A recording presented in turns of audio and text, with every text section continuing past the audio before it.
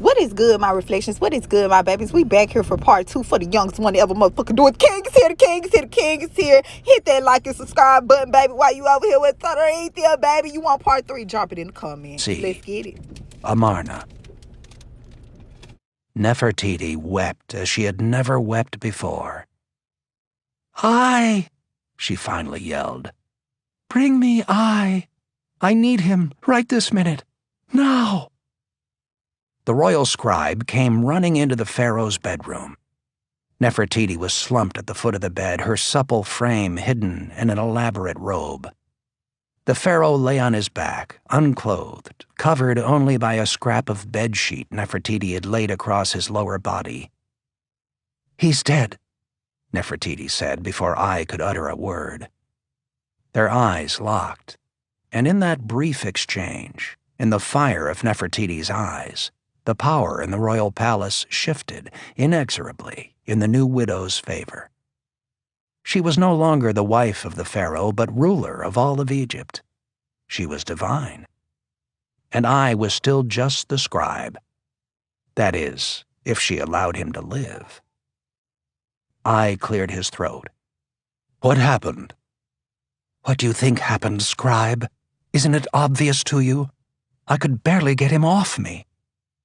Indeed, the pharaoh had gotten heavy in his late 30s, and the lithe Nefertiti weighed less than half of his considerable mass. Perhaps even that was being charitable to the late pharaoh.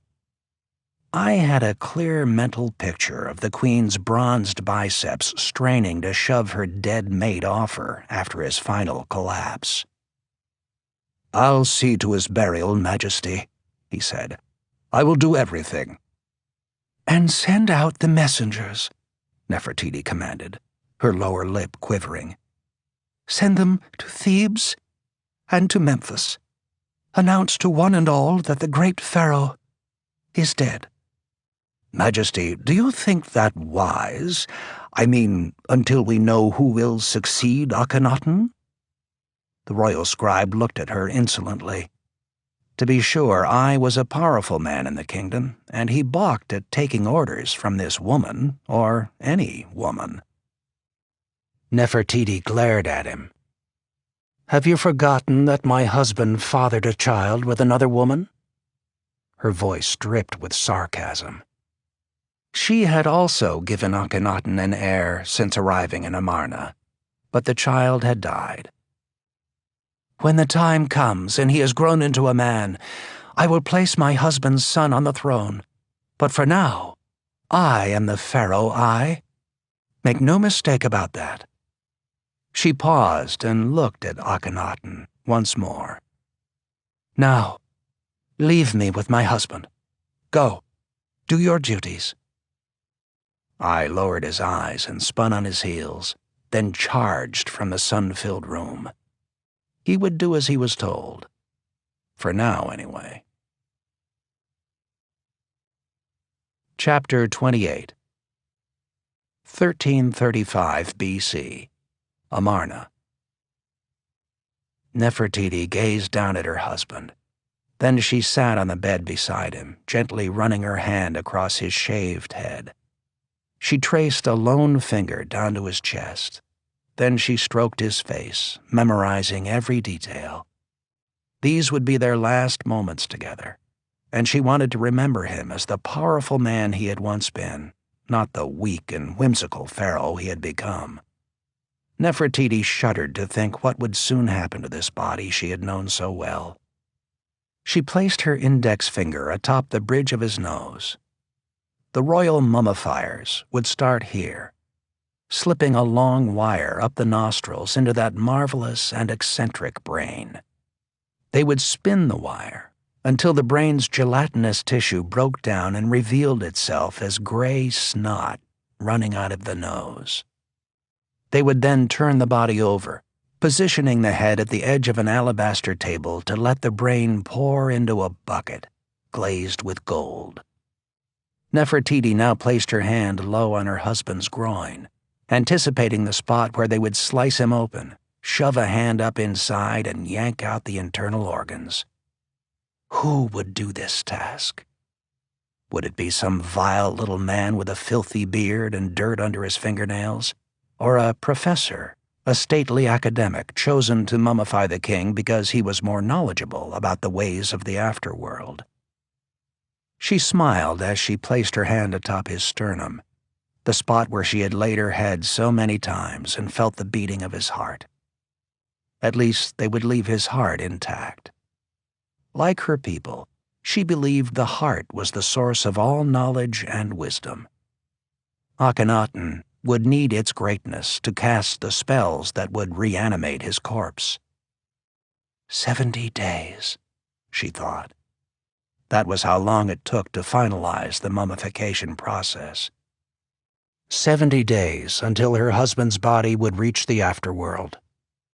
70 days until they placed her husband in his tomb 6.5 miles from where she now sat. Let the other pharaohs entomb themselves in the Valley of the Kings.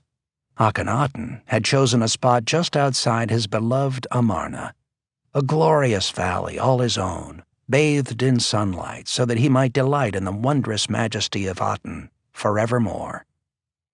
"I will join you there someday," said Nefertiti, leaning down and kissing the lips that had traveled up and down every inch of her body. She gazed down at him one last time, and then left the room. Her husband was dead. Their oldest son had predeceased him, and of his remaining children, just one was a boy. It was now her duty to rule alongside the child until he became a man. She beckoned for her lady-in-waiting, a tall girl whose beauty compared favorably with her own. "Yes, Queen?" "Bring me Tutankhamun." Part 2. Chapter 29. Present day, Palm Beach, Florida. One of the most fascinating pieces discovered in the tomb of King Tut was an armless mannequin. Presumably, it was used for draping his clothes. Tut's face was painted on the mannequin, and it sported a crown. The face is a boy's, and it seems gentle and kind and knowing. As I do on many mornings, I was walking Donald Trump's Golf Paradise in West Palm, my favorite course anywhere. But my mind was on Tut. What an incredible mystery this was turning out to be. I was becoming nearly as obsessed as Howard Carter must have been. With all due respect, Dr. Cross and Lindsay Boxer, I'll return to your crime scenes after I've finished with Tut. I'm still gathering evidence. This was a completely different writing process for me, primarily because of all the research involved. I had been fortunate to hook up with Marty Dugard, a talented and generous writer and researcher who had already traveled to London, then to the Valley of the Kings, to help me make the story as authentic as possible, and more important, to gather details that might solve the murder mystery. The story had so much potential, much more than most detective novels. After all, it was about kings and queens, buried treasure, an explorer who reminded me of a pissed-off Indiana Jones, and the murder of a teenage boy and probably his sweetheart. As soon as I got back to the office, I found a thick folder assembled by my indefatigable assistant, Mary Jordan. The evidence that this was a murder story was starting to mount. A March 8, 2005 press release had announced the results of a full-body CT scan of Tut's mummy by Egyptian authorities. This was the study that prompted Zahi Hawass, Secretary General of the Supreme Council of Antiquities, to announce that Tut died from an infection resulting from a broken leg. The particular infection, in his opinion, was probably caused by gangrene. It seemed like a slam dunk for the Secretary General, until I read a little further. The broken left femur shows no signs of calcification or hematoma, both of which would have begun developing immediately after the accident. In fact, part of the expert team reviewing the results of the CT scan refused to agree that the broken leg was the cause of death. They believed the leg was accidentally broken after the tomb was discovered, when someone had tried to move the body. But in a 2007 interview, Hawass again conceded that Tut had died from a broken leg. The next bit of evidence I discovered was even more curious. X-rays had previously shown a thickening of the skull consistent with a calcified membrane, which can occur when a blood clot forms around an area of high trauma. This is known as a chronic subdural hematoma. However, the CT scan showed no evidence of a blow to the head. Maybe the Egyptian investigating committee was spending too much time trying to justify the broken leg theory and not enough on the wound at the base of TuT's skull. The earlier X-rays were the product of R.G. Harrison, a British anatomist who had done extensive work on TuT back in the 1960s and 1970s.